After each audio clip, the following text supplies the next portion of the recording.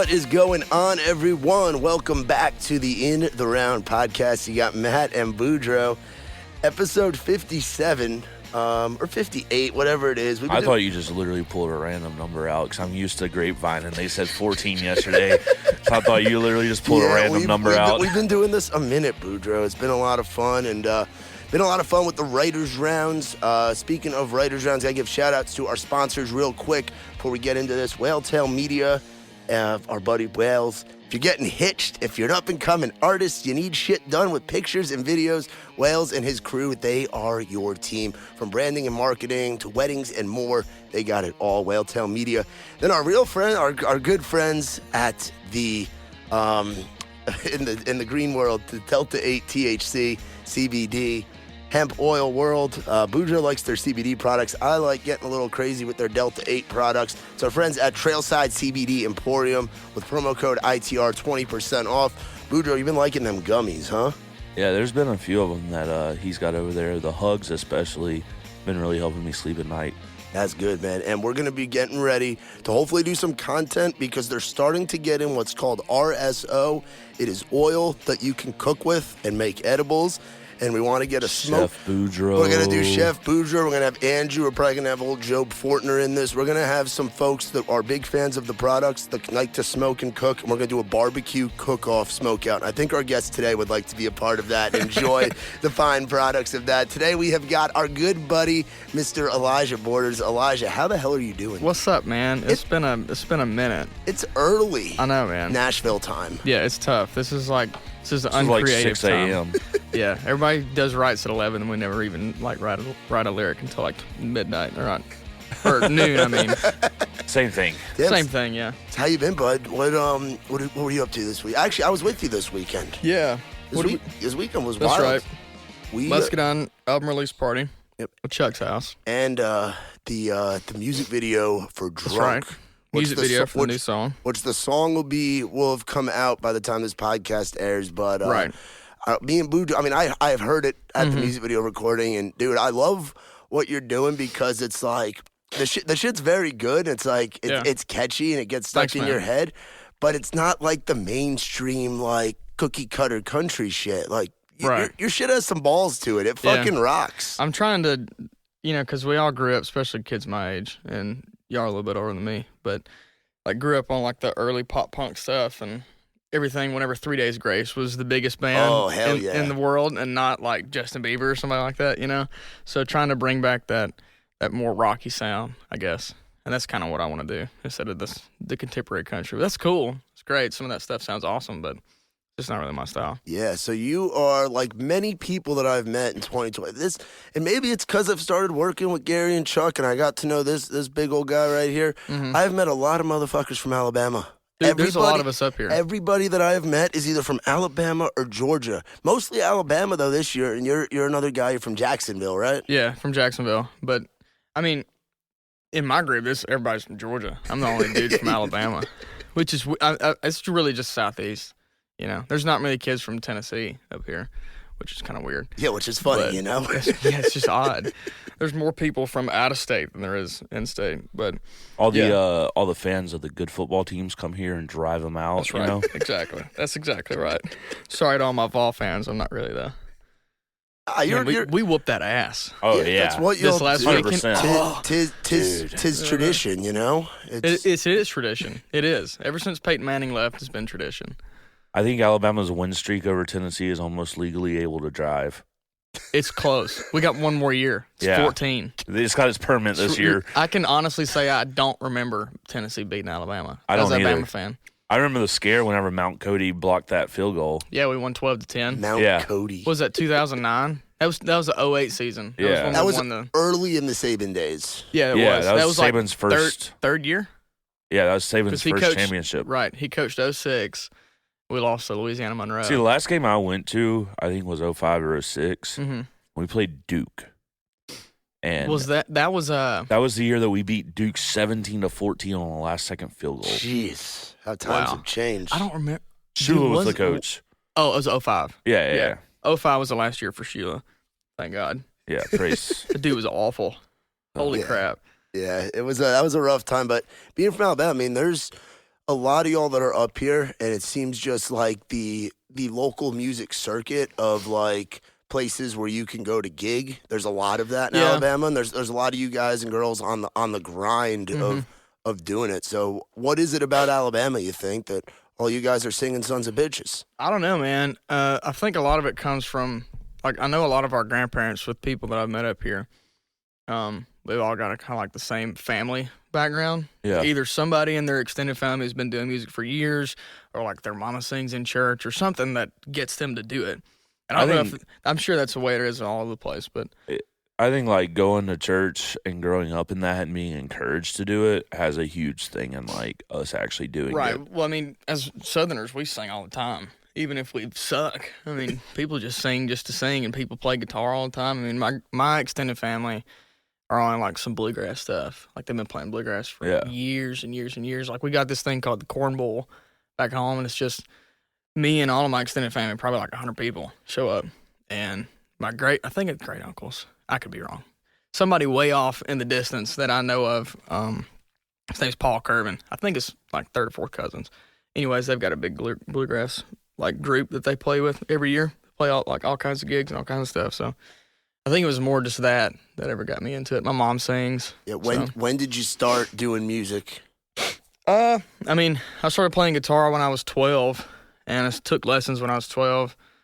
And then I took lessons for a little bit, got somewhat okay at guitar enough where I could like play around on it and not be terrible. And then at that point I went into high school. Sports took over my entire life. What was your like go-to? Were you a football guy? I was football and baseball. Okay. Yeah. So I was a 5'7" quarterback, which that doesn't really work. So Dad was like, "Throw this baseball, son. See how that gets Our you." quarterback in high school was 5'3", Oh my and God. our line averaged 6 foot 300 pounds.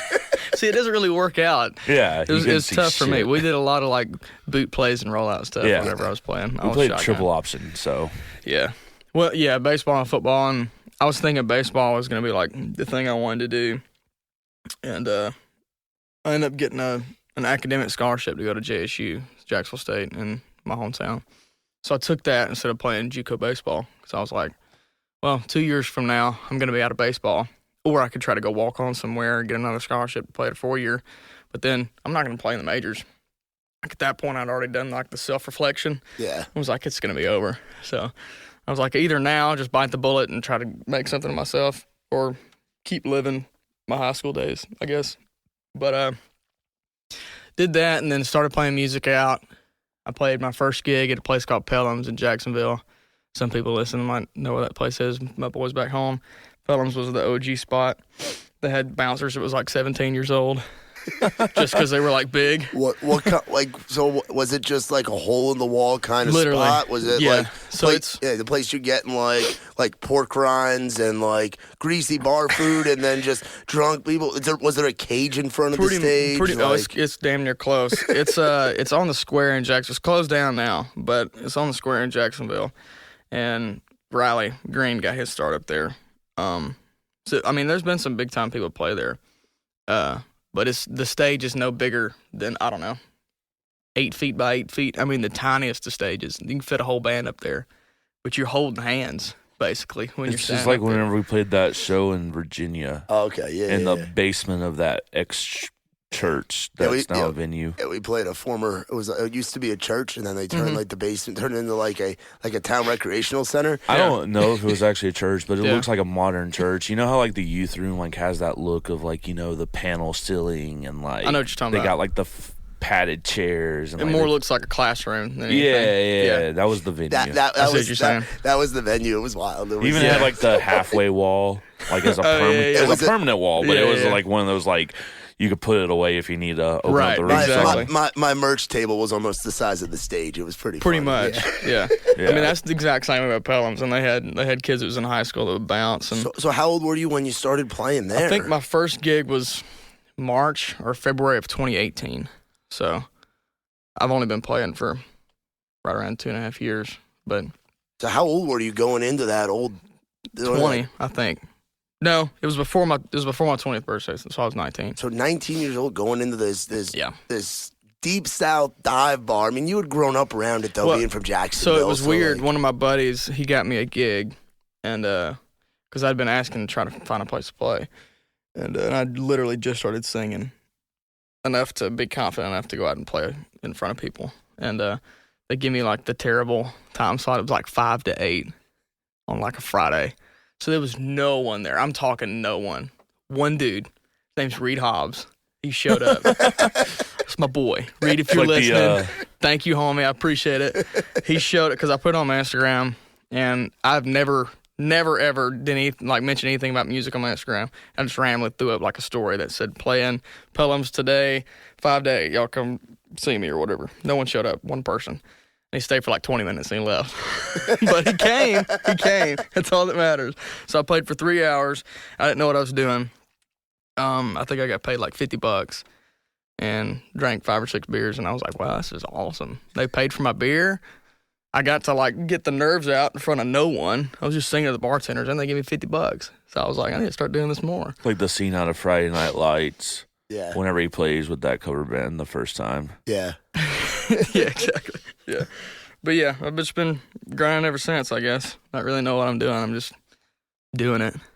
Well, I would say you're off to a pretty good start then. Well, thanks, man. I appreciate it. I would not have guessed you've only been doing it 2.5 years. Yeah, it hasn't been long at all. You're about to have what? You just dropped your what would be drunk, your third song. Right. Third one comes out 10:30. What's the process been like for you as far as releasing music? Like, who are you working with? What do you got going on with all that? I mean, it hasn't really been like a schedule. I've just been like, I got like $1,500 here. Let's just go spend on a song.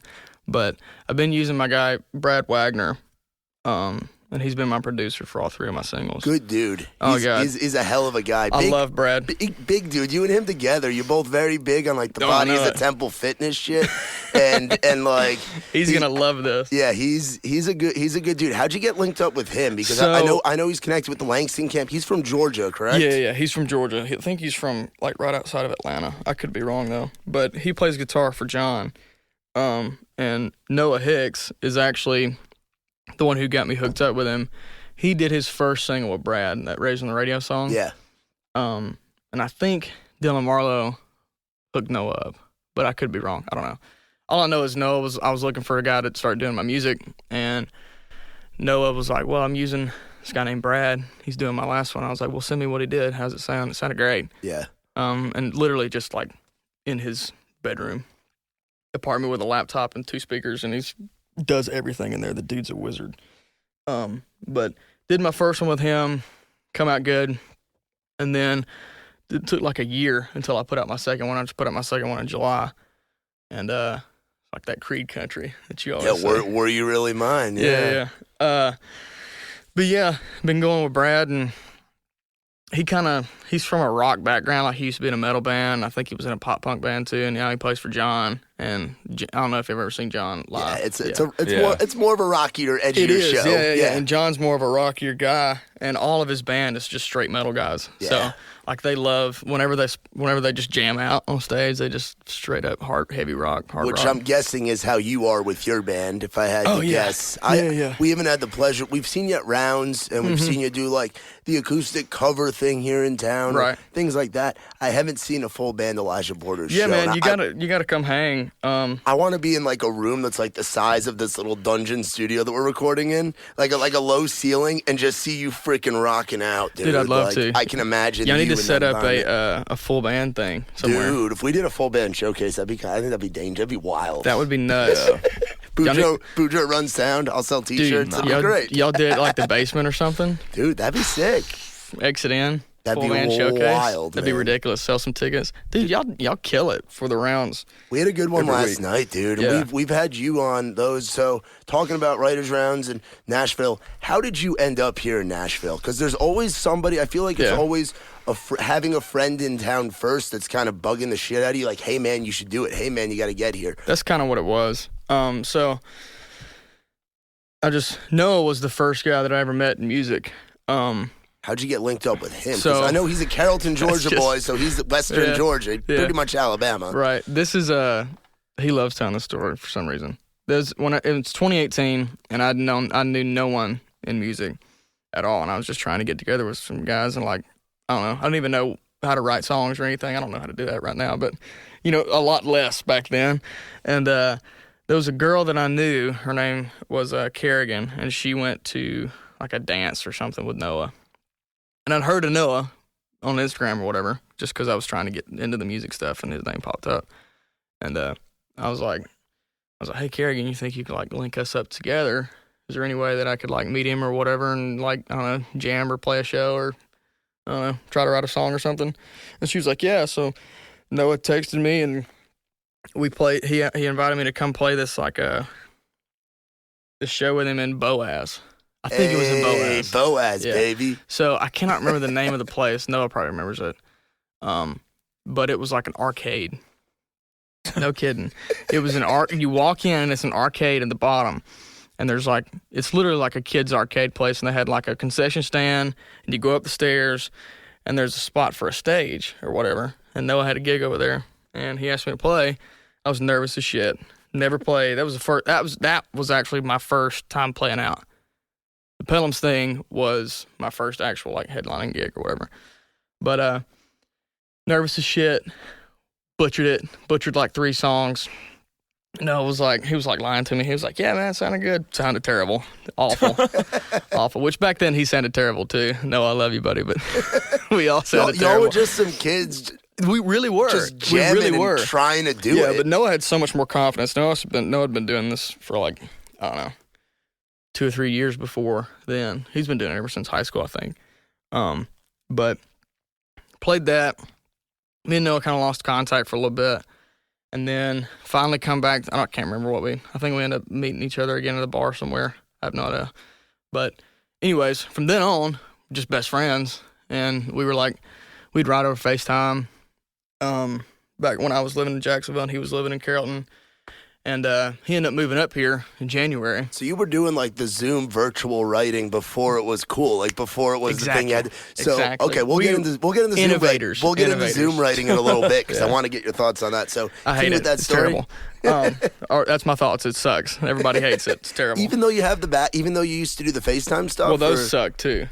Oh, so it was I think we wrote one song and, I don't know, probably 40 or 50 tries doing it. Oh, jeez, okay. Yeah, it was awful. Plus, I have terrible service at my house, so Noah would always be like 8-bit pixelated Minecraft-looking thing. Everybody does in Alabama. It's trying to connect Jacksonville, Alabama to Carrollton, Georgia. Two of the worst reception places in all of the world. Yeah. And trying to, like, bring the audio and the video with it, it's not working.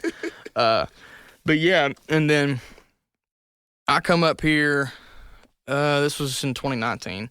And me and Noah were supposed to write. Actually, me, Noah, and Dylan were supposed to write. That was going to be my first co-write in town. And at this point, Dylan already had, I don't think Dylan was signed yet, but he was in talks to play it again, and Noah was starting to get a little name for himself. So we come up, and then we wrote that It Ain't Me song, Noah's second to last single he put out. Yeah. Which is a damn smash, by the way. Exactly. That's a freaking... I know. That's a great song. I love that song. That's when I met Tyler Chambers. He come in, he sat in on the write with us, and he wrote it with us. And then that's how I just kind of become friends with those guys. Noah moves up in January. I see him doing all this fun stuff, and I'm like, well, shit, dude. If I'm going to really do this, like, I need to be up there. So I talked to my mom and my dad, and they were like, probably not the best idea right now with a pandemic. And I was like, well, I'm getting unemployment. I got a little bit more money than usual. Everybody had more money than usual. You know, you're getting like $750 every week for not doing anything. And just because everybody's getting sick, it's great. Yeah. Well, not great because everybody's getting sick, but great for the money. You know what I'm saying? Yeah, absolutely. But so I had a bunch of extra money, and I was like, look, I just need to do it. Because if I just keep talking about it, I'm not going to do it. So I just found a house, called Wells. Hey, man, we haven't really talked before, but you need a roommate? He was like, yeah, I need a roommate. So is that how you first met? Like, did you really know Brian and I didn't know Wells? Brian. I didn't really know Brian. I met Brian in February. Y'all did a round, and I come up. I can't remember what I was doing. I think I was just writing. But I come up. I think I wrote with Chambers. That's what it was. And that's when we wrote It Ain't Me. Not It Ain't Me, but Were You Really Mine? After the round, we come back to Tyler's place and wrote that song. Hell yeah, dude. Yeah. Love hearing that. Yeah. We, so, met Brian that night. We didn't really talk. I was just like, hey, man, Elijah, hey, what's up, dude? Brian. And they were like, yeah, we know each other because of Instagram or whatever and mutual friends, but we'd never talked before. So looking for a roommate, called Wells. I was like, hey, man, I think if I remember right, you were looking for a roommate. Are you still looking for a roommate to move to Nashville? Where are you wanting to move right now? And he was like, yeah. You need a roommate? And I was like, yeah, let's do it. So we had a third, and he couldn't move at the same time we did. You know Justin Holt? Oh, no shit. Yeah. So me and Justin knew each other beforehand. Old Jimmy. Old Jimmy boy, that's right. Jimmy. Me and him knew each other beforehand. So he actually hit me up first to move up here. And he couldn't move at the same time that Wells could. Yeah. Or that I wanted to, so that didn't really work out with him living with us, but I'm glad he's up here now. He moved anyways, which is great. Yeah, there's, like we were talking about with Alabama, and he's another guy. I mean, you and him, you're how old? You're 20? 22. You're 22. Yeah. He's right around that age, I think he's 22. He might be 23. He might be a year older than me. But there's all you guys and girls from Alabama that have just been grinding the Moe's barbecues, the Zydegos. I'm playing that Friday. the Galettes. Yeah, Galettes, Sky Bar. Like, y'all have just been doing the circuit. Range 213 or whatever. Like, there's all those. Yeah. Bama just has this built-in circuit. It just it's cool. Pumps people out. Yeah, the college bar scene in Bama is great. It's arguably maybe one of the best in the country. It's really good, and Georgia's kind of the same way. Georgia and Bama are really great with college bar scenes. Now Georgia's more like venue type of feel. Bama's more bar. Like I can only think of like 3 or 4 venues in Bama that guys like Muscadine can play. You know, with Iron City, Soul Kitchen. I don't know, maybe Sidetracks. We played Druid. Druid City and T-Town. Bourbon Street. Yep, and then there's there's that new place in Huntsville, the Mars. Sidetracks. Oh, no. Mars Music Hall? Yeah, Mars Music Hall. We played that right before COVID, and that place is cool. Yeah, that's a cool spot. But it's such by building your scene like that, because like in New York and New Jersey, granted, there ain't a lot of country singers coming out of New York and New Jersey where I'm from. There's a few people that do it or whatever, but like we don't have, like with us, it's like it's tough to gig. Well, it's big ass venues. You don't have You don't have small spots. You've got like if you're a DJ, it's a little bit easier. But I feel like by doing that, it's able to create a breeding ground for all the guys and girls coming out of Georgia, all the guys coming out of Alabama, and then Mississippi folks will come over. There's stuff to do and there's stuff for y'all to play in Mississippi every now and then. Seeing live shows and like going out and watching the other guys do it is what gives confidence to some people that didn't know if they like could do it. Yeah. You know what I'm saying? Like, that's what got me into it. Was watching guys like Muscadine or guys like John Langston or even Riley Green, just watching them play and like, wow, if they can do it, I know I can do it. Like, if they have the confidence to go up there and sing in front of all these people, I should be able to get that confidence out of myself, considering that's what I want to do. Yeah. You know, like, if you don't really want to do it, then it's not going to spark any interest in you or whatever. But I think probably what kicked it off was, like, Muscadine played at Brothers Bar in Jacksonville. This was while they still had Gary was playing acoustic and Charlie was playing acoustic, and I think they had Zoltan playing like the old trio days. The old trio days. Driving around in the Avalanche. Yeah, I think this was like 2017, maybe fall 16. Maybe fall 16. And I went to that show and they sold out Brothers. I think they had like 250 people there. It was crazy. They really pushed the capacity on that place. And that place is tiny. But I think watching them play, I was like, well, I've been wanting to do this for a while. Maybe I should like look into it and start really making it serious now. But anyways, meeting Brian, and we just called Brian afterwards since Justin couldn't move in with us. And Wells was like, yeah, I know this guy named Brian. He can probably move in with us. So I guess rest is history. And then just been living. And now you guys got 524 in Hermitage. 524 Studios, baby. Isn't it cool? I know this is the first place you've lived in Nashville, but to live with some folks that are also doing the music thing or involved in entertainment, like that's the coolest thing about Nashville. That's what I say every time that question comes up. Is like what the coolest part about being up here is. It's just even y'all are not in the. I mean, you are a little bit, but not really into the actual music, but more into the entertainment industry about the music. Yeah. And it's still the same thing. Like, we're all up here trying to better ourselves, and there's no one sitting on their ass being lazy. Yeah. And if you are, you're going to get weeded out. It shows. Oh, my God, it shows, man. Yeah, you won't be up here for long. You won't be up. If you're in it for the wrong reasons, you won't be up here for long. So what are the right reasons, you think? not for money and not for Instagram followers and not for fame. If you're up here really to write songs and that's what you like to do, or if you're up here really to make a name for yourself when it comes to podcasts, when it comes to making rounds, when it comes to radio, anything outside of the actual music itself, if you're up here for the right reasons, which is not fame, I don't know what the right reasons are. This could be different for somebody, but the wrong reason is for money and for people to know who you are. Should not be at the forefront of your music, because if that's what it is, you're not going to put all your time into what makes you that, which is the music. So, yeah. No, for sure. And that's something, I mean, I'm sure Tyler can speak on a little bit more. He's been up here now. So I just hit 2 years of being here. Mm-hmm. Like I'm fairly recent. You said you moved, what, July? I mean, 3 months ago. 3 months? Right. So yeah.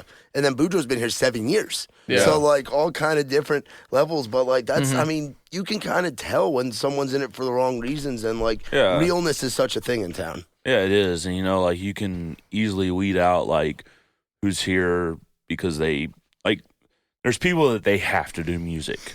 Right, like it's in their blood. Yeah, like, I feel like for me, like, I have to have that creative outlet, whether it's writing, running 100%. sound, playing guitar, whatever Right. it is, I have to do it. Mm-hmm. Like, if I'm not doing that, then there's, you know, mentally and everything else. There's nothing else you else can is think off. to do. Yeah. Yeah, so, like, you know, there's those people, and then there's the people, you know, they come up here and they do it because they want to be a rock star, or because, you know, they want to make a ton of money, or they just want to pick up chicks. Well, see, it's so easy to And think those that, people, though. those people burn out so fast. And it's so easy to think that. And even people that are in it for the right reasons, those things are still in the back of your mind. Oh yeah, You know, whenever you do it, like the goal is to be someone as a Luke Bryan, you know, as a Dustin Lynch. That's Thomas Rhett. That's the goal, because you get to have all those great things, money. Right. People know who you are. You're set up for your whole life. But to get there, you have to do what those guys did. But you got to pay your dues. Absolutely. You got to pay. And this town is very much you got to pay your dues, and if you're not, we're going to humble you real quick, and you're going to pay them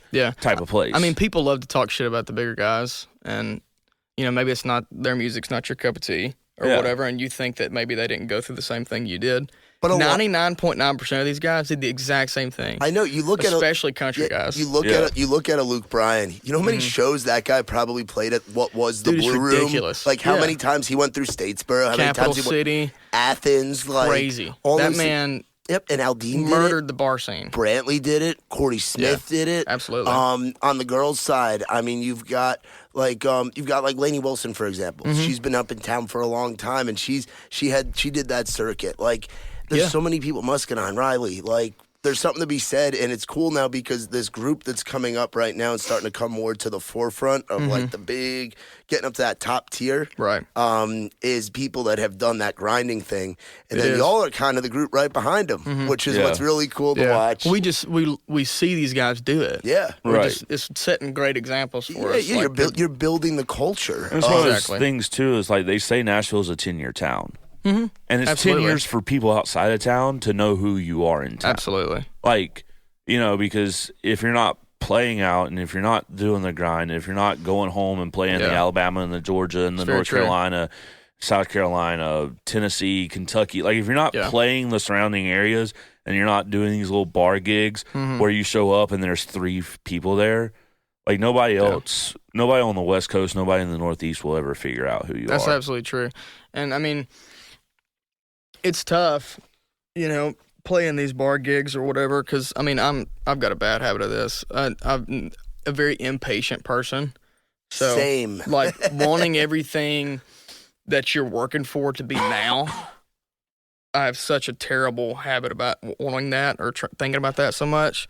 But I think the more I think about it, the more I like you appreciate the process and, like, everything you go through. Because even if, you know, tomorrow the whole music industry shuts down and none of us can do what we used to do, I'm still going to be happy with the grind and the process and how much fun I've had beforehand. Like, I'd rather be doing nothing else. I can't think of one thing that I'd be doing except this right now, you know? And just having the patience to go play the bar gigs in front of 3 people, or, you know, some nights you get to play bar gigs in front of 300 people. Oh, yeah, and it's so much fun. What's been the moment for you where you were on stage and you were like, oh shit? Like, what's like one of the bigger crowds you played for, or a place that ended up being really cool? I know you've been out to the Midwest a little bit, right? No, not yet. Okay, not yet. I wasn't sure if you had gone out there. I'm trying to remember who went out there with Nick. That was Noah and Tyler. Oh, it was Noah and Tyler. Okay, I knew it was somebody else. Yeah, I get everybody, like, you guys are all out doing so much. I get everybody a little bit confused sometimes. Right. But for you, what's like a show memory? I think the coolest thing that I remember doing, and I always bring up Noah because, I love that dude. You guys are day one boys. Oh, you yeah, know? Absolutely. I love him.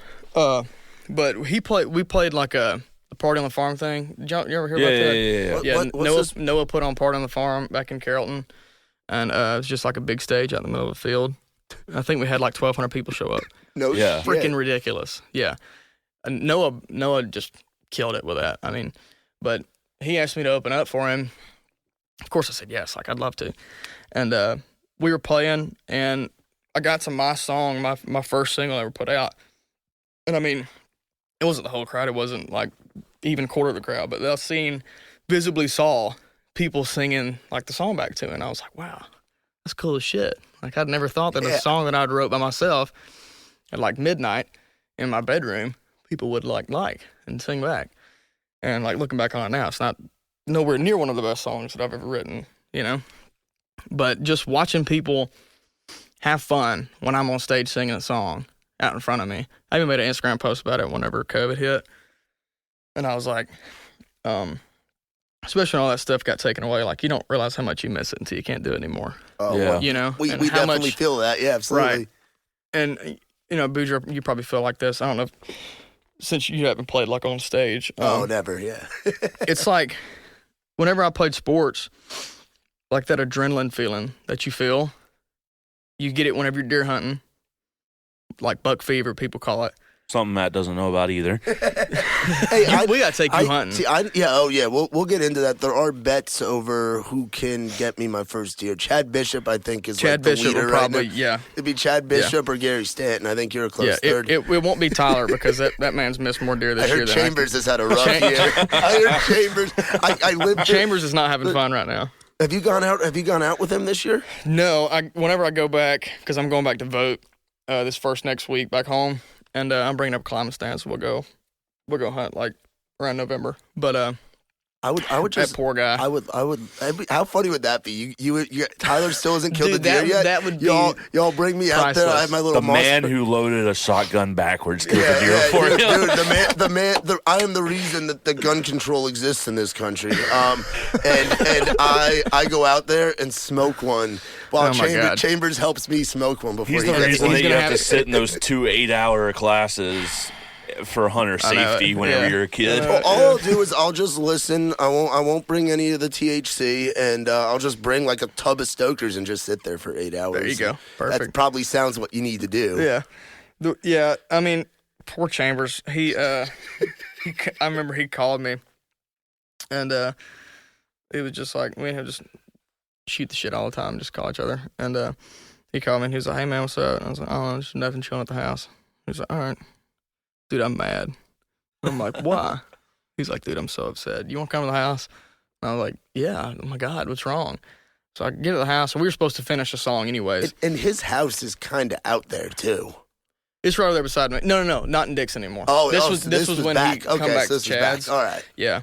So I walk in and I bring my guitar. We was gonna finish the song anyways, and like he's like visibly upset, and I'm like, dude, are you okay? Tell me what's going on. He was like, bro, spooked a deer, like big old 9-point, blew at me and run off. And I'm like, okay, all right, no one's dead. No one's dead. No one died. No, but I wish that deer was. Right, exactly. And he's like, dude, no. And he's like, what do you think? This is much more serious than something like that. And then he's like freaking out. He tells me this whole big story about these deer things.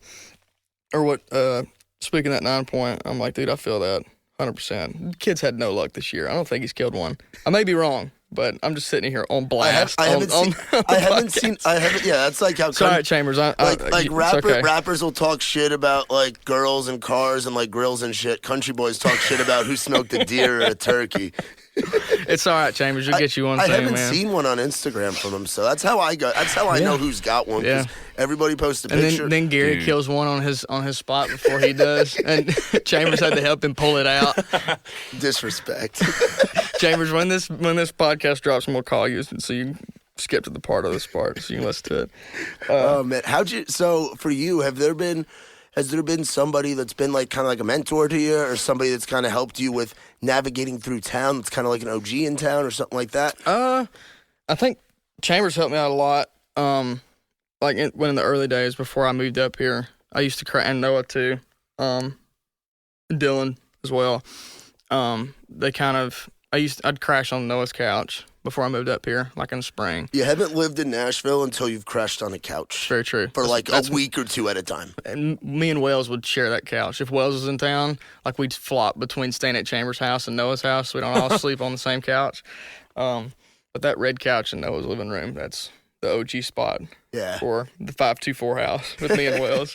But yeah, Noah helped me out a lot. Chambers helped me out a lot. Chambers helped me out a lot with like songwriting, what to say, how to say it, and just like being you whenever you write. Because Chambers is Chambers through and through. Yes. Oh my God, like he won't be anybody but himself, you know. And Noah's the same way, and so is Dylan. So like, having buddies that's been up here for a while has helped tremendously instead of just moving like blind, you know. And I'm just grateful to be in the group that I am, and they think I'm cool enough to hang out with, and they like my music enough to not tell me to eat shit and go away. So, you know, that's how you know you got some friends, man. And folks that hunt together, fish together, play kickball together, go out, get a little drunk together. That's true. I mean, I didn't earn any of the guys that I'm in the group with. Sometimes take an hour and a half to start a fire. Shout out to our buddy Brian Fuller in the backyard, dude. God, we have some. I enjoy hanging out with all you guys. Poor old Brian, man. It took him a hot minute. At least I had my brother up the next week. Dude, I love your brother. Your brother. Shout out your brother. Shout out to my boy Ethan. Dude, you two together are like such a wild card situation. Like if I ever get married and have a bachelor party, I just want you two there just to see what kind of shit we get into. Because it's like thing one and thing two, and y'all just get after it. We're the same person. Exactly the same person. Yeah, and I don't see it. Ethan don't see it either. We don't see how similar we are, but everybody else is like, dude, you look just like your little brother, and he sounds just like you, and he does everything like you. And you're both nice guys. You give the shirt off your back, and you always got our backs if we need you. Southern charm. And y'all are just funny as fuck. When you two get going, we get a couple beers in you. Y'all, it's like it's awesome. It's kind of reminds me of like Boudreaux and Nick a little bit, because like Nick shivers when you two are together. Yeah. There's just some kind of like chemistry with like your back homeboy, and for you it happens to be your brother, which is cool. And he's going into the service, right? Yeah, he just now joined the National Guard, so he's going to be going to basic after the first of the year. So, congratulations, buddy. You know I love you. Hell yeah. And that'll set him up for years. Going to National Guard's awesome. Yeah. But yeah, Ethan started a fire within like, I don't know, 3 minutes. Had it going. Ethan is a pyromaniac. Not even kidding. Dude, I'm right there with him. I want to experience. What do you have a good 4th of July story? I mean, in Bama, you guys probably shoot off fireworks year round. So we don't. So Dad never bought fireworks, but I do remember a buddy of mine having a firecracker in his hand and then not throwing it for some reason, and it just blew up. It didn't hurt him. Jason Pierre-Paul in it. Almost. Yeah. For some reason it didn't hurt him, but I don't know why he did that. Dude, we never really. The thing about Alabama, or at least where I grew up at, we couldn't get the money to spend on fireworks. We'd just all go out in a field or somewhere and build a fire and watch somebody else's fireworks. Yeah. And drink. $8 15-pack of Natties is a whole lot cheaper than like $200 worth of fireworks. It's over in like, I don't know, 15 seconds. Yeah. So we had a neighbor back home, and he was like Vietnam vet, like certified, like Lieutenant Dan shit. Like would drink Thursday through Sunday. You just didn't go mess with them. And every year they would start shooting off fireworks. And it was me and the guy across the street was a little bit older than me, but we hung out all the time and stuff. And this guy would call us over. It was like clockwork. Yeah. Every time, either 4th of July or New Year's, about 8:30. Yeah. y'all boys want these fireworks? I'm a little too drunk to shoot them off. I can't do this anymore. I love that, dude. When I bend over, I fall now, so I can't shoot them off. Dude, that's Alabama 100%. And so he would literally hand us at least one, if not two, big trash cans full of fireworks. Oh, my God. Like, we would have fireworks for a week. I was like maybe 13, 14, 15. That was not a good time to give somebody from Alabama fireworks. Listen. At 14 years old. Listen, dude. You just now hitting puberty. You got all this like fresh testosterone. I'm not talking about we just had like the little, black cats. Yeah, I'm talking about we had ones that went way up. Like the towers, I can't believe you're here right now. Oh, dude. And we had like mortar bombs and shit. Like, it was great. But I remember like multiple times like putting one a little bit too far on the ground, especially the big one. We did it one time. And that thing just explodes on the ground because it never goes anywhere. Right. And like I was always the guy, like I would light it and then I would run.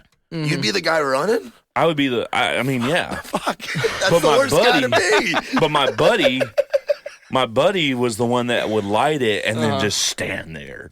And so one of those big ones like would go off. Some air roulette grown-ups too kind of stuff. This dude would like be standing there and one of those big ones would be in the ground and it'd be and he'd be like, oh shit, and he would start running. I'd already be behind a tree and it would explode and like catch a jacket on fire or something. Jeez, we call that an Alabama edumacation right there. Dude, listen, man, there's multiple. That's called population control right there. What do you miss most about home? That's a good question. Probably seeing my family and seeing my friends. I don't miss the humidity. I'll tell you that. God, no. You can drive 3 hours south and be in a tanning bed. It's freaking ridiculous. Think of where I'm at. I'm right on the Florida line. He's an hour north of Pensacola. Our town was built on a swamp. We're 30 minutes from the river and an hour from the beach. We don't get no breeze. You're a little different. Mine's not as bad as what you got, but good Lord, man. It's 100 degrees and 100% humidity year-round. We're at an elevation up here, aren't we? That's what I was thinking. Actually, we're at a little bit of a bowl. Really? Nashville's kind of a bowl. The surrounding areas are where it's elevated. Like Franklin's elevated. That must be what it is. It keeps us kind of. That's why downtown floods and like things can happen like that. Yeah. What food do you miss most about Alabama? You a big barbecue guy? We don't really have too many barbecue joints. We'd go to my grandma's house and she'd cook a lot. I feel like the Alabama staple is a Sunday after church potluck where you get the fried chicken from the local grocery store. That is true. Or Church's Chicken or a KFC. Yeah, we go to grandma's maybe like, I don't know, maybe twice a month, Sunday afternoons, and just either that or football games is where we'd really do it. Yeah. Like Bama football would come on and we'd always go to my mom's house for Bama football. Since I fucked with him last episode when we had Ella on and she's an Auburn girl, can you say the way you say Roll Tide? You say what? R-O-E? It's R-O-W-T-Y-D-E. Roll Tide. Roll Tide. Roll Tide. First Roll Tide we've gotten on here in a while. Yeah. Well, that's how you say it, Roll Tide. Nobody says Roll Tide. If you say Roll Tide, then you don't even talk to me. You know. My girlfriend will go through like a grocery store and she'll grab some Tide and put it in the thing, and she goes, "I'm rolling Tide." And I'm like, oh my God. Hell yeah. That's like breakup offense right there. No, she's good. Even besides he's far away from that. We love you, Momo. Morgan, Momo for show. But yeah, dude, Bama's crazy about football. Oh yeah. I mean, from Friday to Fridays and Saturdays, the whole state shuts down. Yeah. So the big days in Alabama are what? So Wednesday church, Friday football. Yeah, Thursdays not really much goes on. Saturday football and/or church, and then Sunday church. Sometimes Thursdays is JV football, or Thursdays and Tuesdays is JV football. Tuesdays was always for us. How many kids in your high school? In my high school? How small town's Jacksonville? Were you public or private? So I wasn't actually born in Jacksonville. Jacksonville is city. We're outside of the city limits, but we don't have a courthouse where we're from. Like Pleasant Valley is the spot I'm from. Yeah. So there's no courthouse. There's nothing. We have to use the Jacksonville address. Pleasant Valley, I think we had less than 500 kids in the elementary and the high school. What A were y'all? 3. 3? Yeah, I was 1A. 3A. Oh, wow. Yeah. Yeah, you can't even count to 500. No, I think we had 250 kids K through 12. Yeah, it's ridiculous. We had 17 football players playing 8th graders. Them kids were in shape, I'll tell you that. I played both ways. I came off for kickoff and punt. I was about to say, you were in shape. Yeah, but we were 3A. My junior and senior year, we were 2A beforehand. But But yeah, I graduated with 68 or 69 kids, something like that. I can't remember, but it's right around there. We had 110 going into 7th grade. We're the biggest class ever come to Pleasant Valley. I don't know what happened to 40 kids, but they just left. Some kids got sent to jail. Oh, jeez. Yeah. Some kids dropped out. So what's the wildest thing you've seen in Alabama? Because I feel like Boudreaux's seen some wild shit. I've seen some interesting shit. I don't know if maybe I'd call it wild. I've been to Boaz and Heflin and Opelika and just different Mobile. The wildest thing I've seen in Alabama. Where you're like, okay, like how Florida man, like how we always fuck with old Lee Langston about being from Florida and like Florida man shit, like stuff we see old Ryan Nelson do. What's an Alabama man? This is a crazy thing. On your way to Auburn, you go down 431. Boudreaux, you might have been down that way, and you might have been too. Were you on the team whenever they played Bourbon Street? No. Neither one of us were. Y'all wasn't? Okay. There's a spot, Gary and Chuck knew what I'm talking about, and Clay Barker and all those guys, they know. There's a spot on 431, and it's right off the highway, because the government owns like a certain portion right off the highway. Yeah. I can't remember what it's called. But there is a store there's a big billboard on the side of the interstate that says Confederate Country Store, and it's just got a big old. You've seen it. It's a big old rebel flag billboard right off the side of it.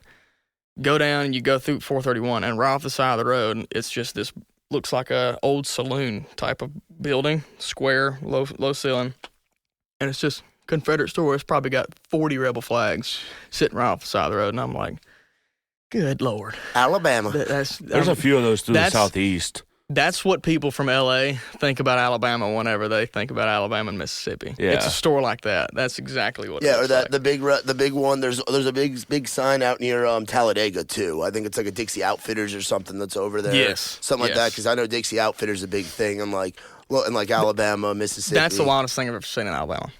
Talladega.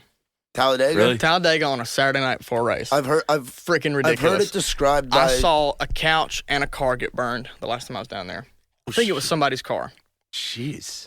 That they drove down there. Speaking of pyromaniacs, yeah, like that's a big thing in Alabama. You just light a couch on fire. Bama people love to burn shit. Oh, Don't ask me why. It's our favorite thing to do. Jeez. Just watch a Get fire. in the field, put some diesel on a couch, light it with a Roman candle, and let's go. Watching a fire is the most pleasant thing a redneck can ever do. It's and like you stick stuff in it and see what you see what burns. I was always like a fireplace guy. I mean, we would do like pallet fires and stuff for like the homecoming football game and like things like that. But like for us, it was always like fireplace or like the little fire pits that we all have to have in our backyards. Most of the time, if somebody's got like more than an acre, we just find a spot out in the middle of it. Oh and yeah, burn random stuff. And I've been to those now too. And I mean, so you have guys like Nelson who like to do those kind of fires in a suburban backyard in Antioch. I love Ryan. And the thing with burning fires is that leads to the second most popular sport in Alabama, which is jumping over fires. Oh yeah, dude, we're all Olympic long jumpers. Yeah. I will say that. But only when there's a fire. Yeah. You're an Olympic long jumper when the consequence of not jumping over is getting burned. Dude, I remember watching a guy, first day getting on with Alabama Gas. Mm-hmm. He freaking is in uniform still. And, they give you your uniform. Yeah. And we set a recliner on fire, and he's like, I'm going to jump it. So he goes to jump, and his, shin catches the back of the couch and flips over, and he's on fire, and he's screaming and stuff, but he melted his pants to his leg. Oh my God. There's plenty of those stories. Oh yeah. And Dega, it was me and my boys from Tuscaloosa, because I spent a semester in University of Alabama. That was last fall. That's when I spent that. But we went down to Dega, and it's Talladega. Yeah. Dega. I hear it's a third world. I hear it becomes a third world country. I've heard from a lot of folks. I mean, Dawson and it's next McKinney level. And Carly Rogers have told me that it is insane. You can't prepare yourself for Talladega. But we just walked up in this field, and there's just a bunch of people standing around, just furniture and a car burning in the middle of the field. And there was some dude in a GMC single cab Sierra just doing donuts around it. Like it was some kind of redneck ritual or something. We were just... They were calling back the ghost of Dale Earnhardt. Praying for cornbread or something, Praying that Austin Dillon doesn't win. Yeah. God. Kyle Busch, yeah. Where's the coolest place you've been? You gotten to travel much? Or most different for you? Like, when you were like, oh, shit. All right. We went down to Baton Rouge. We went down to Baton Rouge, and that was when I was still going to JSU. We played. We didn't play. We went and saw Jacksonville State play LSU, and that was crazy. Them those Baton Cajuns, Rouge, man. I love them Cajun people. No, they only but play. Good Lord, LSU fans get on my nerves. They only play at night, correct? Yeah. They don't play day games. Home games. So they can. Home games are only at night. So they can drink all day and then go in and be the rowdiest people in college football. Exactly. It was insane. Yeah. They didn't check you for alcohol. No. They just let you in. Yeah. Wow. Yeah. Also, I didn't even use my ticket. I didn't know where to go. So I had like a student ticket. I didn't know where to go. That was like, maybe I just go to my seat. Because there was no booths to like get your ticket stamped or them tell you. So I just walked up some steps. That's how they and fit walked somebody. right to my seat. I was like, I could have just not even paid. I didn't see anybody. I just walked up to concession stands. That's how they have 100,000 almost every game pre-corona. I guess so. They just let it. They just the stadium's just open, bro. You don't even need tickets. Hey, listen, if you can walk into the stadium, you can sit here, all right? I mean, we were in the nosebleeds, but it was still so much fun. How loud is Baton Rouge? Like, how loud is Death Valley? I mean, I know that was an out-of-conference game. It was, but it was still sold out. Like, they sell out every game. I mean, it was ridiculous. On first kickoff, oh, my God. And, it's just, you're just surrounded by it. Because I wasn't in the lower bowl. I was in the top, so it was just all that echo coming back, and it was just crazy in my face. Ridiculous. Was the band playing that next song at that point? No, that was when they banned it. Yeah. They didn't play that. OBJ was in the front, freaking orchestrating. I hate him, dude. I hated that we got Dixieland Delight taken away for a while. Well, I know. You know what's funny, though? This is Gary and Chuck probably don't realize this, but anytime we're in Alabama, I make sure within like the last 3 songs before they come on stage, Dixieland Delight comes on. And he does it before the opener and before Gary and Chuck. I'll do it like 3 times, 4 times, especially when we're in Tuscaloosa. I remember being at Druid City and just hearing the echo of Dixieland Delight with a sold out crowd yelling it, and I was yelling Roll Tide, Roll Tide, fuck this, fuck them, fuck you, fuck this, and it was just like, whoa, I get why people like this. I think it was Druid City or it was Mobile. This whole like second verse on after every word they were just like fuck Auburn, fuck Auburn, fuck Auburn. It is. Second verse is just that. If you're in Tuscaloosa, that's all you say. Anybody outside of Tuscaloosa. It was definitely Druid City, man. Yeah. And I was just like, all right. And that's one of the reasons why they banned it from the stadium, because they're like, we got grandmas and like little kids it was here. national TV. They were doing it too. I know. That's what really banned it. Yeah. Well, I can't remember what game it was, but they did like the experimentation of no commercials during like a primetime game. Yeah. And that was a bad idea. Because they had the whole student section. I think it was the Iron Bowl because the whole time they were just saying "fuck Auburn." I think it probably was. That's hilarious. Jesus. Yeah, that's pretty wild. So you said you were at Tuscaloosa. What the hell were you studying in college? I don't know. What do you mean you don't know? What was your thing? Were you undecided? Something. Business? I don't know. Well, I dropped out of JSU. I had a full ride scholarship. Academics, so it was free school. I dropped out of JSU. You had a full ride? Yeah. Damn, so you a smart little guy, huh? Smart enough, I'll say that. Yeah. Smart for Alabama. Yeah, Alabama exactly. Public College. Yeah, exactly. Can you spell your name? Okay, here you go. What was like your strong suit with music? Like, music? But I mean, like, I'm talking like school. If you got a full ride. I didn't have a strong suit. I didn't like it. I hated school. School was terrible. But you had to have good grades to get a full read. Ride. I could read a lot. Did you take the SAT or the ACT? I was a good reader. Did you take any of those? I took the ACT. What'd you get? So I'll tell you my scores on the ACT. I made a 26 on my ACT. And 26 was just enough to get a full ride at JSU. So I took it. I made a 32 on my reading, a 31 on my English, a 28 on my math, not on my math, 28 on my science, and a 17 on my math. Okay, so you can't count, but you can read. Like you can read, I can read just fine, yeah. Don't make y'all two count merch. I can read what I'm wearing. Hey, here. Dude, I can read a Harry Potter book like the back of my hand, man. But don't. Your parents let you do that? Yeah. Don't ask me how to long divide. I don't even. Dude, it's hard for me now to like multiply stuff. Do you still read now? No. No. Nuh-uh. That's stupid. I can't tell you the last time I've sat down and read a book.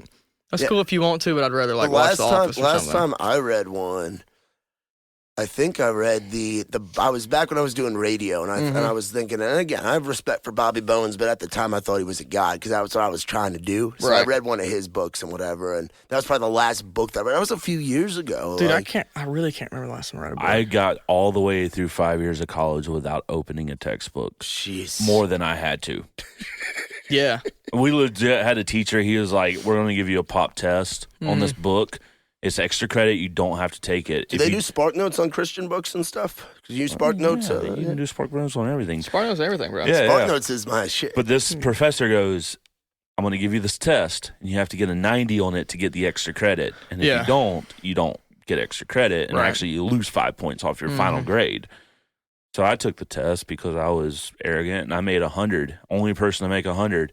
And he like looked at me and goes, so what'd you think of the book? I'm like, I don't know. I didn't read it. I just guessed on the test. Jesus. That's the person I was in college. The Lord of the Nazarene was with you on that one there, man. Shout out to Trebecca. Dude, they would make us buy books in college. That's one thing I hate about college is... Oh, yeah, the buying the books. Well, like, for me, I feel like you shouldn't even need basics in college.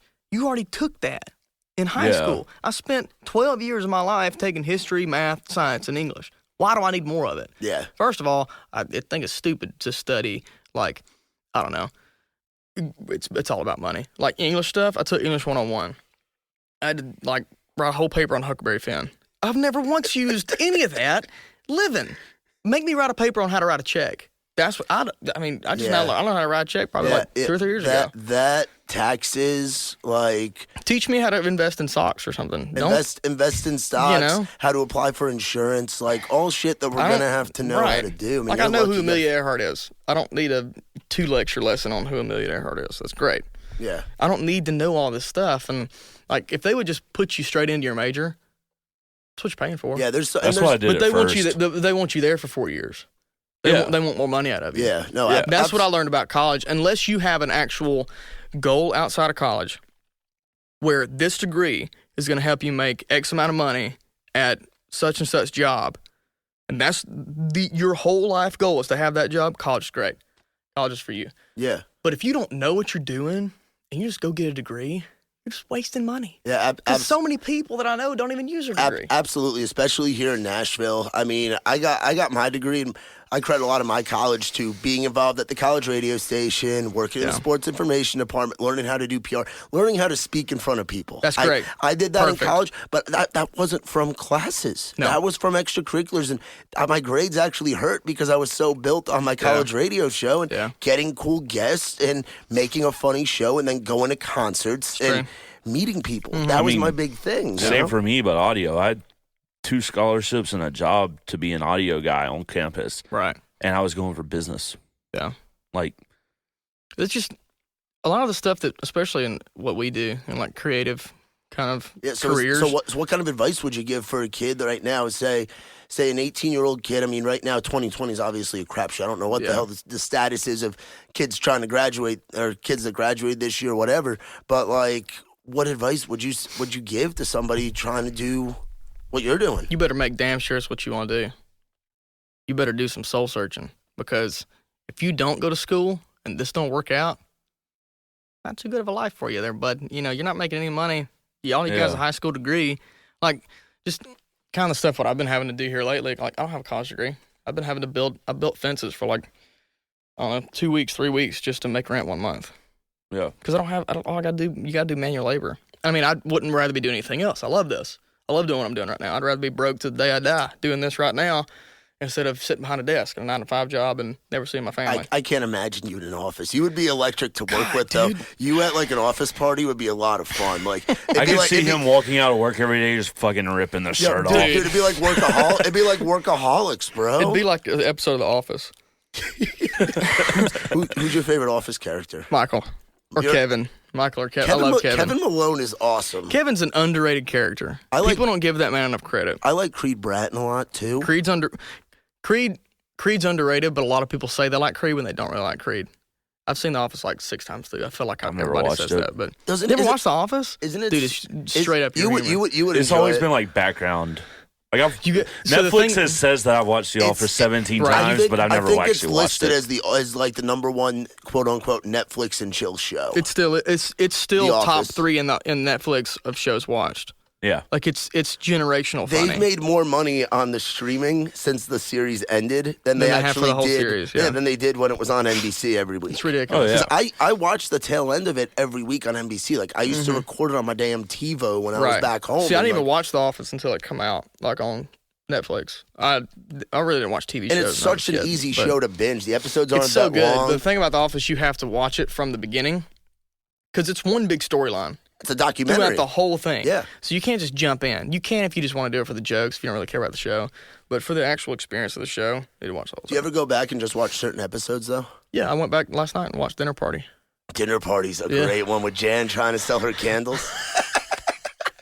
It's you would like that one. We might have to go up and watch it after this. It's phenomenal. This is my TV. Yeah, I love this TV. Sorry for a god-awful carpet in here. Yeah, Dwight brings that old lady as his date or whatever. It's like his old babysitter from when he was a kid or something. Jen, we always do what you want to do. She's singing the song about her assistant or whatever. Oh, what's his name? Took me, or he's singing the song. Hunter, yeah, and Hunter's like, you took me by the hand. Took me by the hand. She's like dancing by herself. Yeah, holding a candle. So much nonsense in that. Everything all right. She's like, Hunter has potential. Hunter is talented. He's bona fide. Yeah, exactly. I love that movie too. Oh, brother, where art thou? The three vasectomy thing. That's so funny, bro. Snip and then snip and then snip and then. You said we didn't want to have kids, so I had a vasectomy. And then you said maybe I do want to have kids, so I had the vasectomy reversed. Snip, snap, snip, snap, snip, snap. Do you have any idea the kind of toll 3 vasectomies have on a man? What'd you think of the new Borat? I know we quote on it a lot. I like it. A lot of people don't. The whole thing about Borat is made to make fun of something. Yeah, it's a joke. Oh, yeah. It's a joke. The whole thing's a joke. Now, granted, his political views might be left-leaning. I don't care. Yeah. Like, it's just a joke. That's the problem. People got offended by that. The same way people got offended by the first one. Why watch it if you're going to get offended? Yeah, no. You already know he's an offensive guy. That's how he made his money. Have you watched it yet? Yeah, I finished it the other night. It makes fun of middle America Trump supporters. Yeah. Dude, the rally. That rally was wild.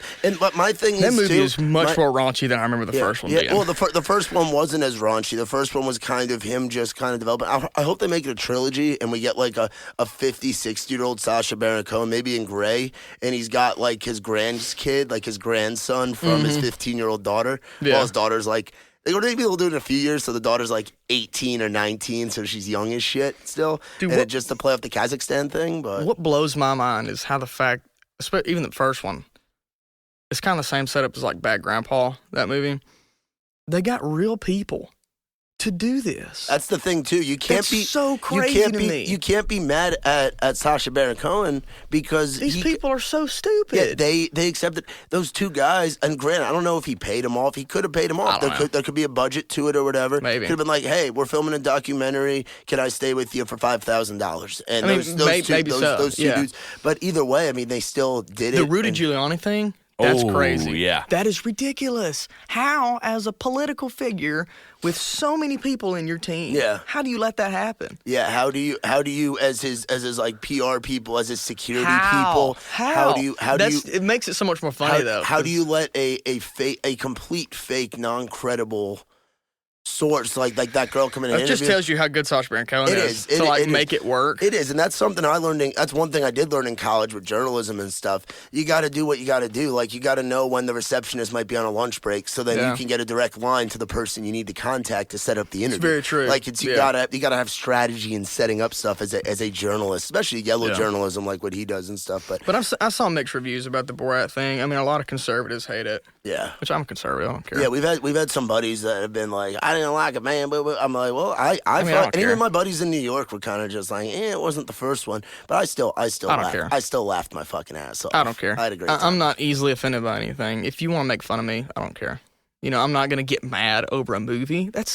Why waste your time? Especially whenever you know what it is going into it. Right. I've got so many more things to get mad about. I'm not going to get mad about Borat making fun of me. Why do I care? And also, I love the fact that it was free. I love that they put it out for free. Yeah, absolutely. I might go and watch it again later. I like that movie. I enjoyed it. Now, talking back to music. Very much. It was very nice. Great success. It was very nice. I like it. For a kid from Alabama, he does a great Borat. I love it. Dylan Marlowe does a good Borat, too. Dylan Marlowe's pretty good. Lee sucks. Lee's Borat's awful. I'm talking like next level terrible. It's Lee, though. Yeah, he can't do accents. He can just do Lee. Or sports events. We love you, Lee. We love you. Brian sucks at it, too. Love you, Brian. Your Borat's terrible. Wells doesn't even try because I know his definitely sucks. No video you guys doing impersonations and shit. Now sign back to music. Where did the rock influence come? Like, what did you grow up listening to? That's a great question. No one ever asked me that. That's awesome. Well, this is why I love you guys. You're so out of the box. Like, there's a lot of out of the box with country. I think like what Gary and Charlie are doing. A little bit out of the box. Definitely. What Hardy's doing, a little bit out of the box. What even like girls like Lainey and Ashlyn Kraft are doing, a little bit out of the box, you know? Which, first of all, to hell with the box. No. Exactly. The box is so ridiculous why people think they can. No other genre does this thing. Besides pop, no other genre confines people to one sound. Because it's not a sound, it's a genre. It's a feeling that you get whenever you listen to certain music, what kind of music that is. You know? My voice is country as hell. Yes. I'm always going to make country music. You know, I can't get away from it because even talking right now, I can hear my country come out. I got really bad. Sometimes my accent gets bad. Oh, I love when you're a few beers deep and you're just in full Borat mode and it's either a Borat quote or like hotter than a horn chart. Like you're just getting country with it, you know? Like, yeah. Let me tell you what. Do you ever get really drunk and think that you're talking a certain way and then people are like, nah, dude, you're just getting more country? I don't get really drunk. My mama listens to this. Mama, I don't drink at all. Boudreaux, when I first met Boudreaux, I had just moved to town. So when you first move to town and it's not 2020 and the bars are open and you're working the Broadway circuit, you're just going out all the time. Oh, yeah. And Dude, that's one thing about COVID.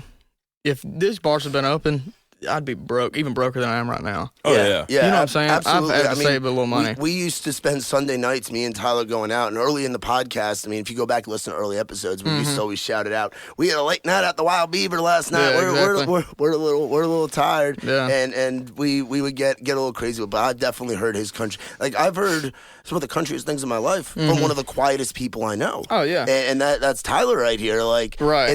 The country comes out when you drink. And then when I go home to New York, I get a little too much Delta 8 in me. I get my New York comes out. Right. I say, like, use guys. I've been at a party before in New Jersey thinking that I'm like mimicking their accent and just be country as hell. Yeah. So that's how you get them right there. So who were some people that say a teenager Elijah Borders was bumping in the truck? Who were you listening to? I was big on like Three Doors Down. So I'll tell you what got me into rock.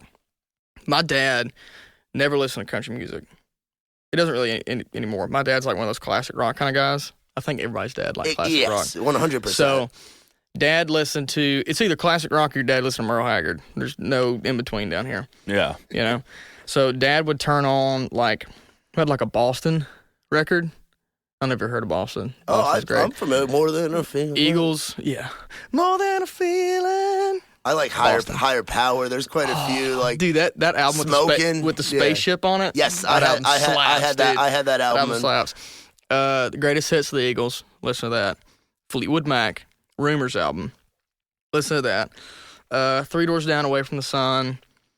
Nickelback, All the Right Reasons. Yeah, Nickelback I hear a lot. You know what's interesting? I mean, a lot of people don't know this. One of the main big producers in town right now is Joey Moy. Joey Moy, he's with Big Lab. Produced Nickelback. He produced Nickelback, then went. And you can hear it too. Then you went, can hear it. You can really hear it. Then went from Nickelback to FGL and created that first FGL album, which in my opinion is their best. When they I definitely think what was that album, Boys Around Here? No, it was Here's to the Good Times. That's right. It's the song where they singled basically every song on the damn record, and that created that's what changed. People talk shit about FGL. FGL changed the whole game. Yeah, FGL paved the way for guys like Hardy and Morgan Wallen to do it. Yeah, exactly. Which is why they're all under. Which is why they're under Big Loud and under Tree Vibes and all that. Yeah. But Joey produced that, and now is producing. FGL took the shit So guys like Morgan and Wallen, Morgan and Hardy could be cool. And then Joey's producing all the stuff that comes out of Big Loud. So Hardy's songs like Boots and just heavy freaking songs. That whole album, in my opinion, one of the albums of the year. But that just shows that by him being a big guy in the industry and helping been a big part of Nickelback's sound, like all the right reasons album with like Side of a Bullet and Animals and like dude, that was a record I had in my little Walkman CD. Follow You Home, yeah. And it's so cool now because that has kind of been a huge thing. I know Nickelback gets shit on a lot because the internet. I mean, some of their songs deserve to get hate because some of them's kind of douchey. Yeah, it's the internet. Internet hates on everybody. Yeah, they do. But like for you, I hear the Nickelback. Obviously, we always joke about Noah. Kind of was the one who I think started the Creed country. Like, people love the melodic shit, like grunge country kind of feel. Yeah, but that's what Coe's doing. And I love Coe. I'm a huge Coe fan. A lot of people don't understand it, but I love his music. And like especially when I got older, it turned into more punk rock than anything. So like I'd listen to like 3 Days Grace and All Time Low.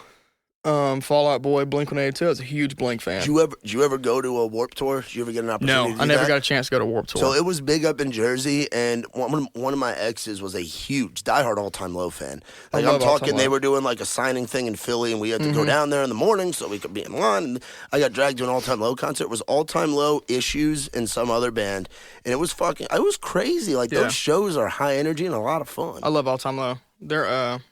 They've been a huge inspiration, like on the new stuff that I'm doing. Like their new album that come out, I love it. So good. And that's been pushing a lot of my sound and what I've been going for here lately. But yeah, just a lot. I listen to country too.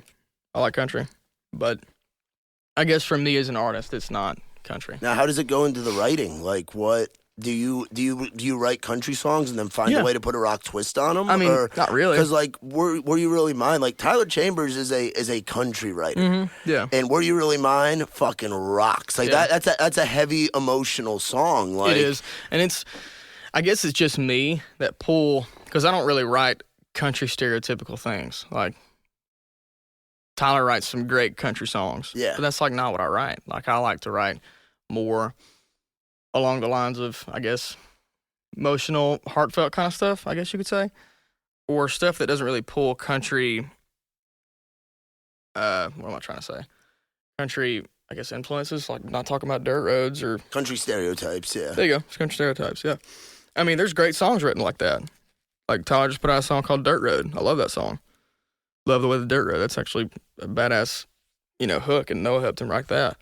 But like... I just don't put stuff like that out. So I guess it's when people hear what I do, they kind of like flip the switch whenever I write with them. I got a buddy of mine, Quint Collins. Oh, dude, Quint? He is one of the coolest cats in town. Yeah, I love Quint. And a lot of people don't know who he is yet. I know. And when he, I mean, because he has that vibe of like what a lot of the guys at Big Loud are doing, like the Tree Vibes guys, but also has the rocky edge, but also can go out there and write a fucking hip hop track. Like the kid is just like, so talented. His lane as an artist is hip hop R&B, but we write rock songs whenever I write with him. Like I've been writing with Quint, I don't know, maybe 2 months, and we've written maybe, I don't know, 10 songs, 8 songs. That's insane. That's a hell of a success record. Oh my God. And every song I love. It's not like we just write a song, and at the end we're like, oh, this song's terrible. We don't do that. Yeah. Like when me and Quint write together, I like the songs that we write, and he loves the songs we write. So I feel like it's just, I don't know. I couldn't tell you how I write, honestly, because I have no idea. I just write what feels cool. I write what I think's cool, I guess. Which this next one that I'm putting out, it's not really country at all. No, drunk is not. Now, who'd you write that one with? What's the story behind that song? I wrote Drunk with Quint and McCoy Moore. Oh, dude. That's another kid. I'm telling you. Yeah, McCoy's good. This next crop, and it's something that I say a lot, and I coin it to Gary saying this, is the class thing. Like people moving to town around the same time, and this and that. And McCoy's in that same class as you, and he's country as hell. Oh, yeah. McCoy's country through and through. And he's a kid. Yeah, he's 19. Yeah, he texted me last night, like, "Hey man, can I get into?" We didn't. It was like you don't realize how young some of y'all are. Yeah. And McCoy's young as shit. Yeah, and McCoy's a baby. And he's got so much fucking talent. Yeah, and he's good. So the fact y'all. But he looks like he's 43. Yeah, and the three of y'all together are also kind of different. I think that was like the recipe for success. Was I'm coming from more of a rock side. Quint's coming from the countryside, and but McCoy's coming from the countryside, and then Quint's coming from like a pop end. So like you get the best of all three worlds coming at one time. You just don't get a big country song, you don't get a big pop song, you don't get a big rock song. You get like influences from everywhere, because that's where I've got influences from. Influence from country, pop, rock, hip hop, R&B. I mean, kids my age, that's all we listen to. Is rap now. Rap's like the number one genre. Yeah, what's something that we would be surprised to know that you listen to? To know that I listen to? You know, it's like a guilty pleasure. I'll tell you mine's fucking, Boudreaux got me into this, and I hated on it for a long, long time. Was because I used to be like, how is this popular? Like, she's just whispering. Like, I don't know how I like this. Boudreaux got me into fucking Billie Eilish. I love Billie Eilish. Yeah. He got me into, like, Billie Eilish, and then I got into Phineas from that. I'm like, whoa, I never listened to pop stuff. Like, I've hate, and granted, that's all I listened to really growing up was, like, pop and then, like, rap. Like, I never was really into country much. Yeah. Like, I wasn't really big into rap. Like, I listen to a lot of rap now. Like, I grew up, like, on, like, Lil Wayne, Jeezy, like, that kind of stuff. I listen to Lil Wayne. Southern. I listen to Lil Wayne religiously. Whenever I get into a rap mood, that's what I turn on. For me, it's the back home New Yorkers. It's Biggie, Jay-Z, Nas. I feel that. It's my. Like, I can get down on some Jay-Z. There's something about driving to see my brother in Brooklyn and listening to Brooklyn's Finest off Jay-Z's first record, him and Biggie Smalls. Yeah. I'm just like, where my brother's living now, the gentrification. This is where these guys were like slinging crack rocks. It's pretty cool. Yeah, it's gangsta shit. Oh, dude, yeah. I guess it's not really. I got two guilty pleasures, I guess. I listen to, like, super heavy metal, like, really, in your face. We talking, like, Slash? We talking, like European black church metal? No, what? Not like actual, like, black metal. I don't understand what those dudes are saying.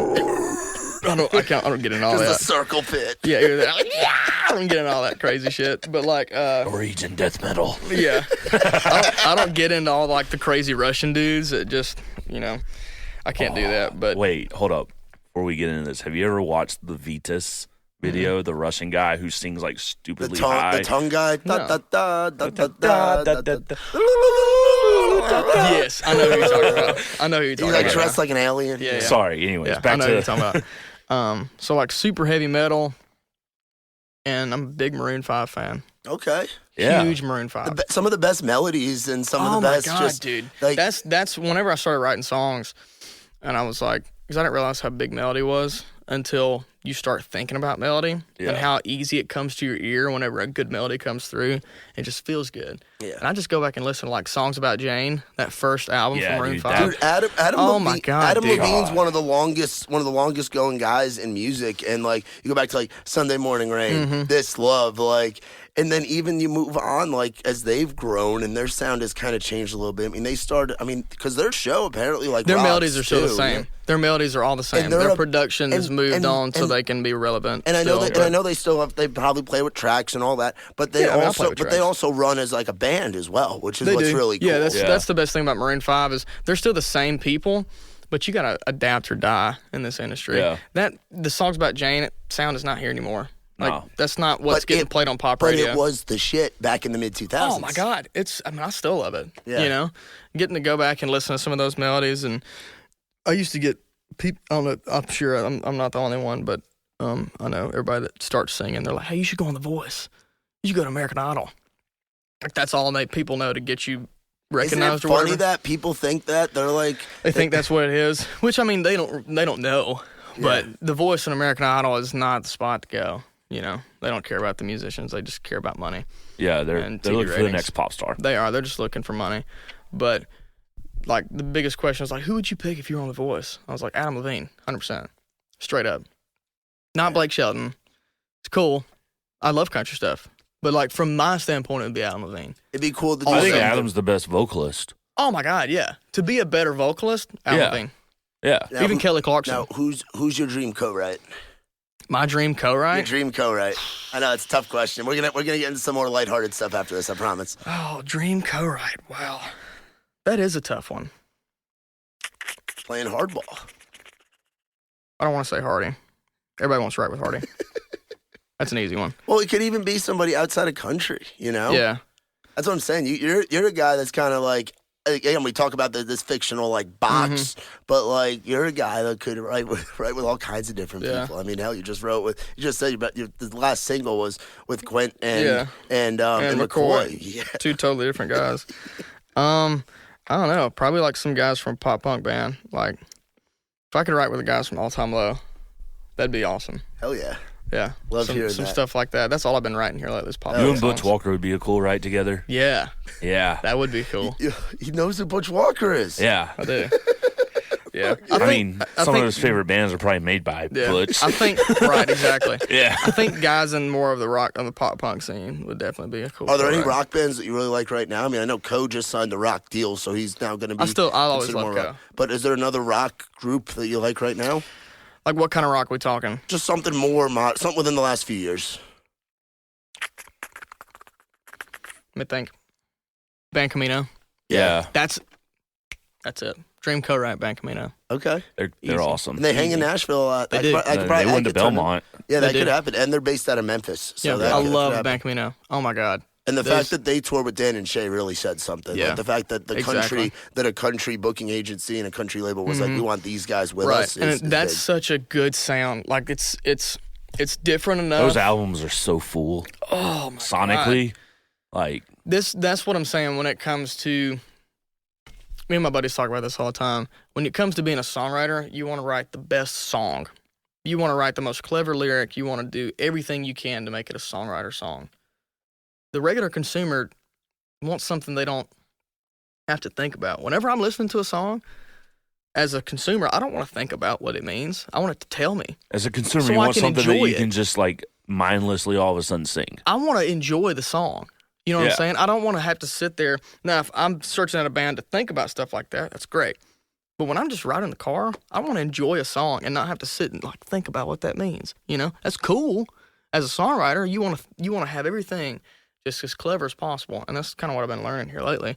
Which, like I said, I don't know shit about songwriting. I'm just doing it. I guess eventually I might learn, but yeah. Now we're gonna flip the gears because we haven't gotten to do one of these in a while. We got a lot of them. This is where Tyler talks a lot. So this is a fun segment. My favorite segment. It's been a while. So we have not had someone. You said you don't know a lot about. Actually, we can make Twitter this talk with Tyler. Twitter talk with Tyler. So something you don't know a lot about is you say songwriting, which you're great at, by the way. Thanks, man. But you seem to know quite a bit about Twitter and quite a bit about making some interesting, funny tweets on Twitter. So Tyler, you going back through my Twitter? So I went all the way back. So Tyler has some Twitter troll accounts. We keep them remained anonymous, and he goes after Big Ten football and certain people that think certain songs were cut by certain people and not actually the one original. He gets rowdy. Let's hope I don't have anything bad in there. It's gonna be good. The first one is from just a month or so ago. Oh wow, it's recent. Officially, sweatpants on my ass in the morning and sweat my ass off in the afternoon season.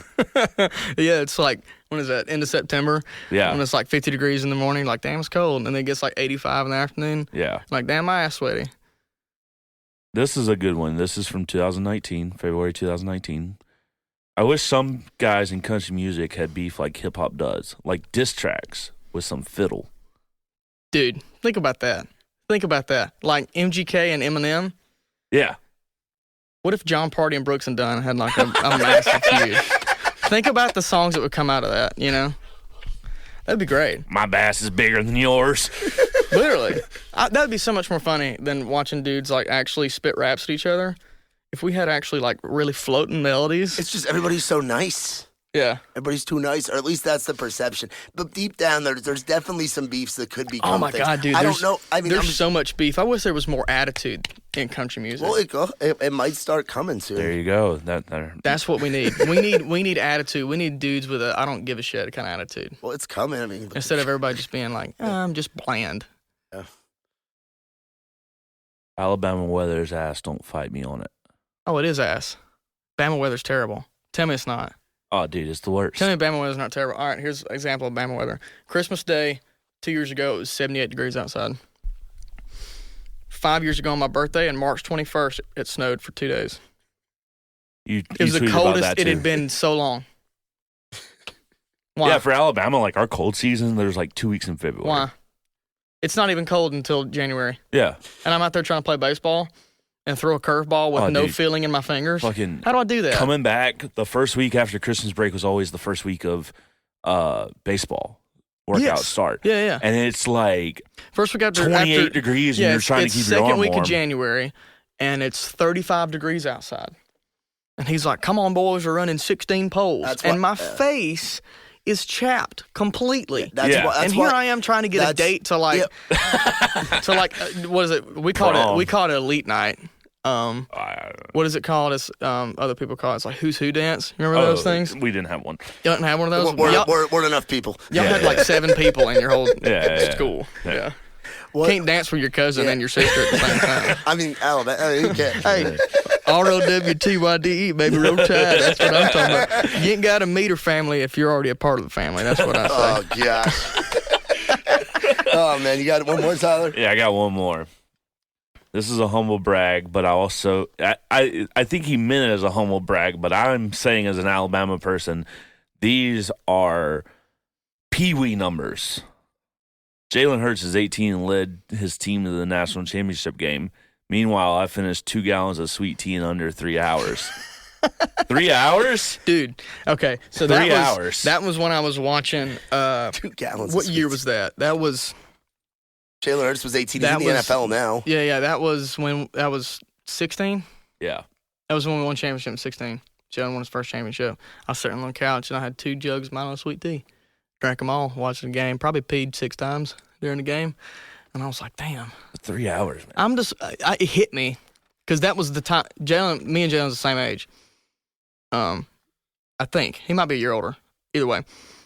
He was in the position of what I wanted to do. And I was like, holy shit, man. That's cool. Damn, I'm a piece of shit. Look at me laying on this couch. He's out there scoring touchdowns on Nashville. I'm watching him do it. And here I am. Done went through a whole bag of Fritos and 2 gallons of sweet tea. You know what I'm saying? Yeah. So that brings me to the next question, being from Alabama.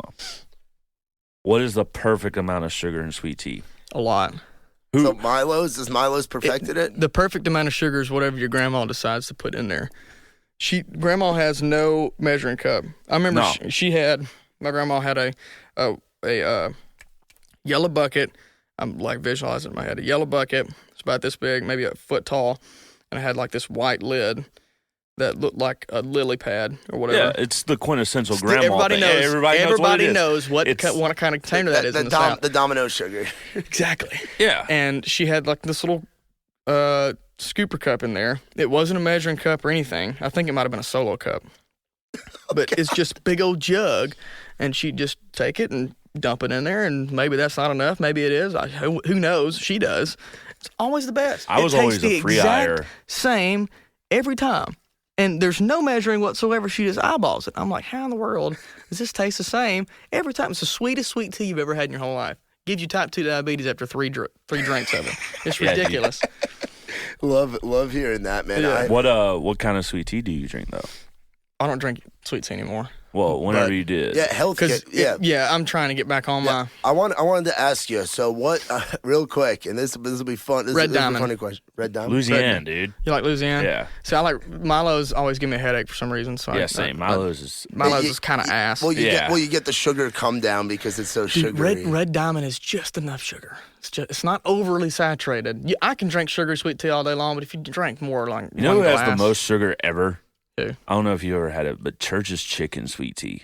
Oh, Church's. I can truthfully say I've never had anything from Church's Chicken. Okay, well, we had a Church's Chicken in our town. There was one in like a bad part of town, and it was in a bad part of town for us too. We're in Antioch. There's one about a mile away. We gonna get some real quick. We want some. We could definitely. I'm kind of hungry. Yeah, I mean, anyways, so for you, I mean, there's a big thing in town. I'm starting to get into it. I've been eating oatmeal and fucking ground turkey and working out. It's the worst, protein. I'm on day 3 right now. Yeah. And we'll have more information in later podcasts. We're working on maybe potentially getting a sponsor through me doing some working with a guy that does meal prep and all that stuff. Okay. But for you, what's the best advice for a fat, lazy fuck like me? Mm-hmm. What's the best advice to look like you? And also, how much do you bench press? Because you're one of the stronger motherfuckers we know. We know a lot of strong southern little motherfuckers in this town. There's a lot of us. So I'm the worst to ask about workout advice because I can truthfully say I work for none of what I have. It's strictly genetic. I do a little bit, but whenever I was doing right. Same. Yeah. Roll damn tide. Whenever I was doing something and I was in my best shape of my life coming out of my high school, like 2 summers after my high school graduation. And I was eating turkey, rice, watching my vegetables, or not watching my vegetables, watching my macros, counting my macros, making sure everything was right. It was just so much stress. And I was like, why am I doing this? Like, my metabolism was through the roof right now. I shouldn't even need to do this. But I looked fantastic. Like, I had veins in my abs. Like, I was shredded. Yeah, we're working on it. We got a little hairy New York beard. It's just guy down right there in the case, man. That 6-pack's there. She just my a little deep in the cooler. You know what I'm saying? My problem is I ain't had a 6-pack in over 4 years. The biggest thing that'll help you is literally just thinking about it. When you don't think about what you eat and you're like, oh, this meal won't hurt. Each meal does. It's fine to have a cheat meal, but if you just make it, it's a 1 meal a day kind of thing. It's not like you have to section out your whole day. It's what you're eating this time. And then you make a good decision in the morning. A good decision is probably going to lead off at lunchtime. If you make a better decision at lunchtime, you're going to eat good at night. But if you start bad in the morning, it's going to screw you all over the whole day. Yeah, you know? Cheerios with milk and a cup of black coffee, no creamer this morning. I used to put creamer in it. I'm such a cream sugar guy in my coffee, but you can do cream. I always put creamer in my coffee. It's like 30 calories or something like that. But the biggest thing is not let yourself get hungry. If you let yourself get hungry, you're not home. You're going to stop and get something. Especially being on the road as much as I am. Exactly. There's so many fast food joints down here. Yeah, whenever we get back on the road, I'm bringing my Yeti cooler on with us, and we're just going to have... That's what I might have meals. I might throw some containers in the... Because, dude, you spend so much money, dude. Yeah. So much money, and we don't make a lot of money anyway. It's so cheap just to buy a family pack of chicken breast. Yeah. And a pack of, like, good rice. But you don't think about pulling into, McDonald's at 2 a.m., and grabbing something for $8. You don't think about that $8 until you do it 3 times a weekend when you're on the road. And then you stop at a restaurant, you get something, you get breakfast at a gas station somewhere. That adds up. You spend like $7,500 on just eating out. Sausage biscuits add up, yeah. Oh, yeah, dude. So, I mean, you already spend money on groceries back home, so why not just take it with you? But I guess the biggest thing is just to have a routine. That's what helped me a lot. How important is the water intake? Because I've heard a lot of people about gallon of water a day and all that stuff. Not really. It's good to drink water, but I've never... Now, like I said, I don't know really anything about it because I don't work for anything that I have. I just here. So, I mean, I know how to work out. I'll tell you that, but I'm not good on my diet at all. You didn't answer the bench press question. Because we always fuck with you. You can bench your house. My highest bench press was 365. 365? Yeah. No, I can't do that now, but I did that in February of last year. You're 5'7". You're not the biggest dude, but you can fucking put up weight. That's crazy. What's your squat? My squat got up to 450. Jesus. My brother can squat more than I can now. Ethan squatted.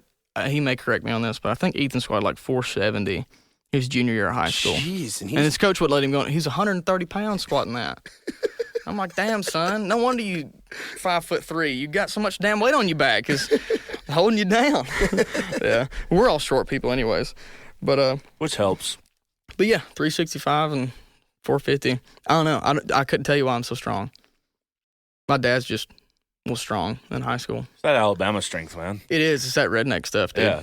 Yeah. It's real. We've got a little bit of stupid in us. That helps.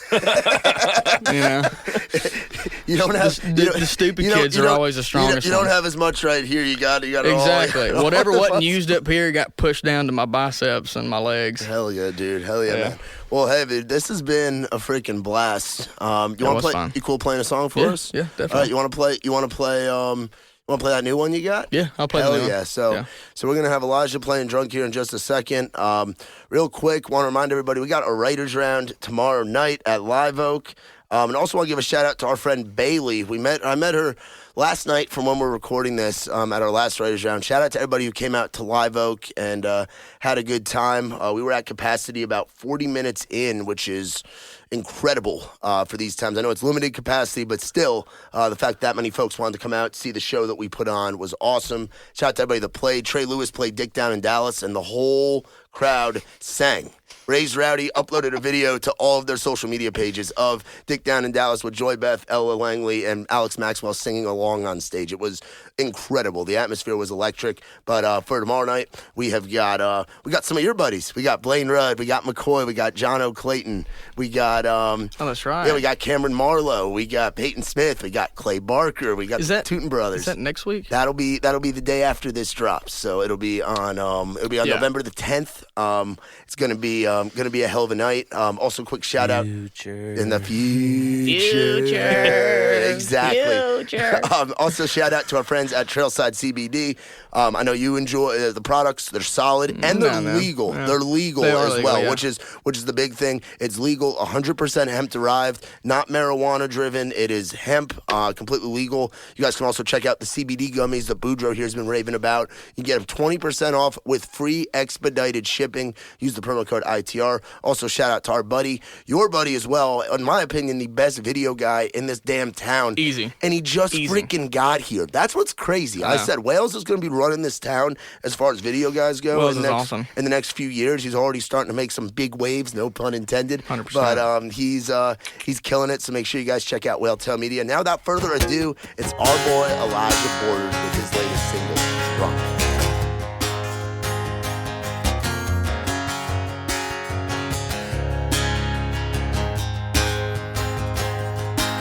Cutting things off just made more sense than fighting for something neither one of us could fix. I know that I'm better off alone. Told myself I ain't gonna miss putting up with you and all your shit. I know that you're better off long gone.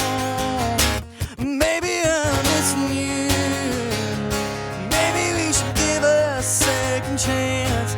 Maybe I ain't anywhere closer to you. Maybe I should call you again. Maybe I was wrong about picking up and walking out and giving it up on us. Maybe I'm thinking about you way too much. Maybe I'm just wrong.